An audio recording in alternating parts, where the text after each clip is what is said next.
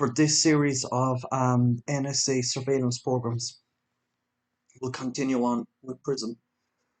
The most detailed description of the Prism program can be found in a report about NSA's collection efforts under Section 702 FFA that was released by the Privacy and Civil Liberties Oversight Board PCLOB on July 2nd, 2014.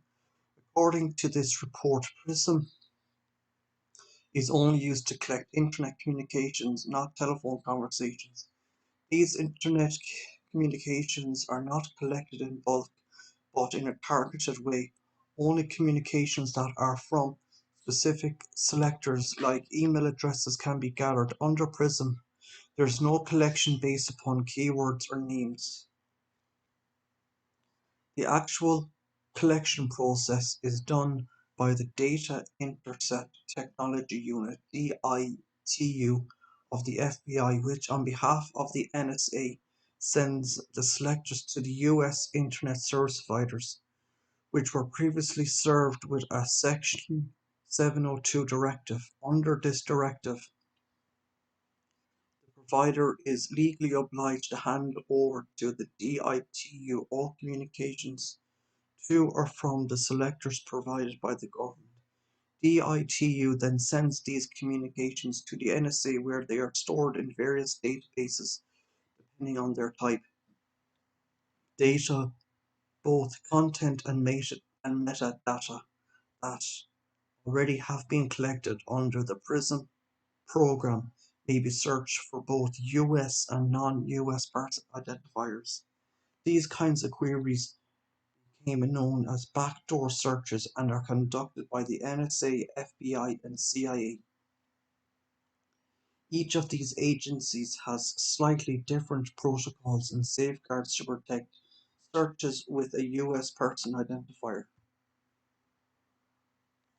Extent of the program. Internal NSA presentation slides included in the various media disclosures showed that the NSA could unilaterally access data and perform extensive, in-depth surveillance on live communications and stored information, with examples including email, video, voice chat, video, photos, voice over IP chats such as Skype, file transfers, and social networking details. Snowden summarized that in general, the reality is this: if the NSA, FBI, CIA, and DIA, etc. analyst has access to query raw signals intelligence databases, they can enter and get results from anything they want. According to the Washington Post, the intelligence analysts search Prism data using terms intended to identify suspicious communications of targets whom the analysts suspect with at least 51% confidence to not be US citizens, but in the process, communication data of some US citizens are also collected unintentionally. Training materials for analysts tell them that while they should periodically report such accidental collection of non-foreign US data, it's nothing to worry about. According to The Guardian, NSA had access to chats and emails on Hotmail.com and Skype because Microsoft had developed a surveillance capability to deal with the interception of chats, and for Prism collection against Microsoft email services will be unaffected because Prism collects this data prior to encryption. According to The Guardian's Glenn Greenwald, even low-level NSA analysts are allowed to search and listen to the communications of Americans and other people without court approval and supervision. Greenwald said low-level analysts can, via systems like Prism, listen to whatever emails they want, whatever telephone calls, browsing history, Microsoft documents, and it's all done with no need to go to a court and no need to get supervisor approval on the part of the analyst. He added that the NSA data bank, with its years of collected communications, allows analysts to search that database and listen to the calls or read the emails of everything that NSA has stored, or look at the browsing history of Google search terms that you've entered. And it also alerts them to any further activity that people connected to that email address or that IP address do in the future. Greenwald was referring in the context to the foreign codes to the NSA program X key score. Responses to disclosures. Shortly after the publication of the reports by The Guardian and The Washington Post, the United States Director of National Intelligence, James Clapper, on June 7, 2013, released a statement confirming that for nearly 6 years the government of the United States had been using large internet service companies such as Facebook to collect information on foreigners outside the United States as a defense against national security threats. The statement read in part: The Guardian and The Washington Post articles referred to collected to collection of communications pursuant to Section 702 of the Foreign Intelligence Surveillance Act. They contain numerous inaccuracies. He went on to say Section 702 is a provision of the FISA that is designed to facilitate the acquisition of foreign intelligence information concerning non-US persons located outside the US. It cannot be used to intentionally target any US citizen, any US person, or anyone located within the United States. Clapper concluded his statement by saying the unauthorized disclosure of information about this important and entirely legal program is reprehensible and risks important protections for the security of Americans. On March 12, 2013, Clapper had told the United States Senate Select Committee on Intelligence that the NSA does not wittingly collect any type of data on millions of hundreds of Americans. Clapper later admitted the statement he made on March 12, 2013 was a liar. In his words, I responded in what I thought was the most truthful or at least untruthful manner by saying no. On June 7, 2013, US President Barack Obama, referring to the Prism program and the NSA's telephone calls logging program, said, What you've got is two programs that were originally authorized by Congress, have been repeatedly authorized by Congress. Bipartisan majorities have approved them. Congress is continually briefed on how these are conducted.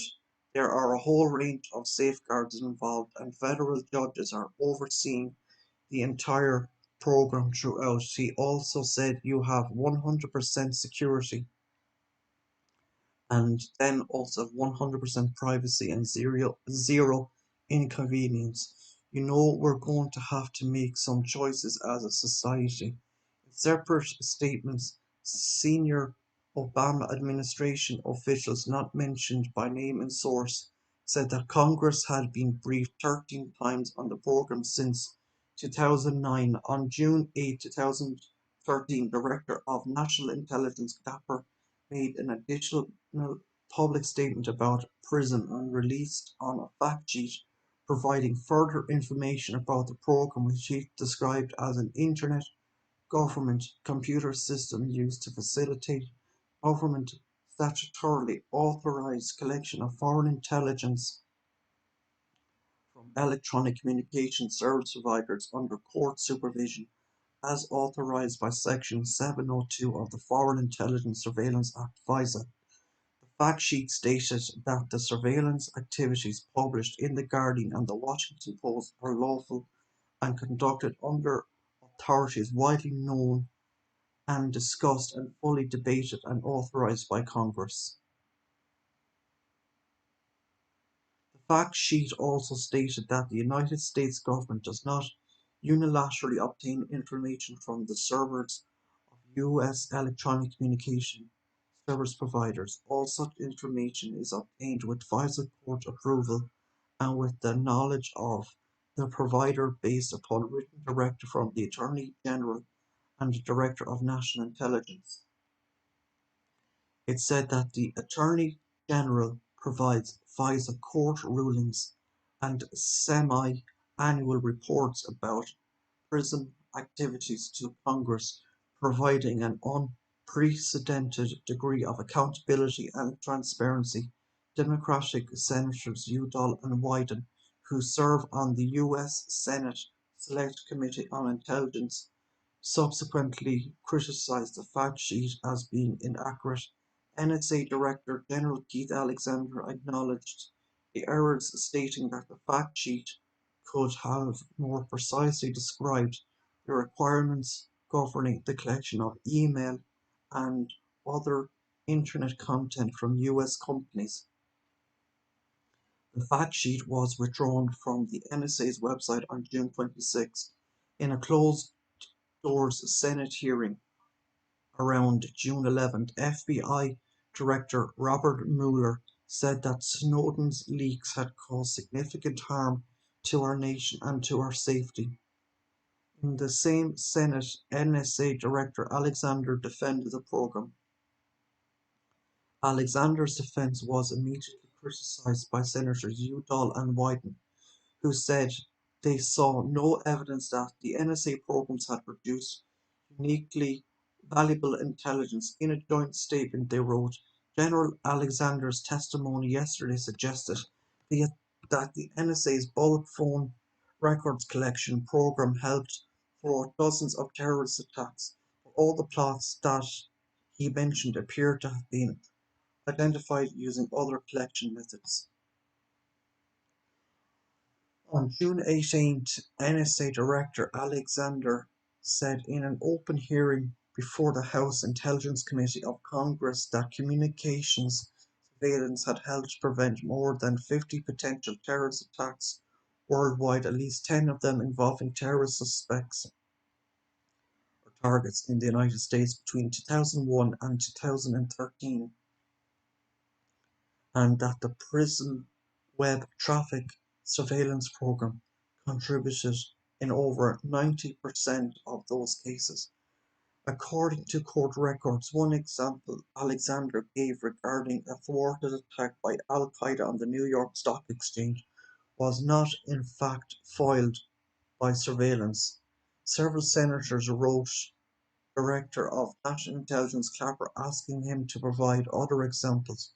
US intelligence officials, speaking on condition of anonymity, told various news outlets that by June 24th they were already seeing what they said was evidence that suspected terrorists had begun changing their communication practices or to evade detection by surveillance tools disclosed by Snowden.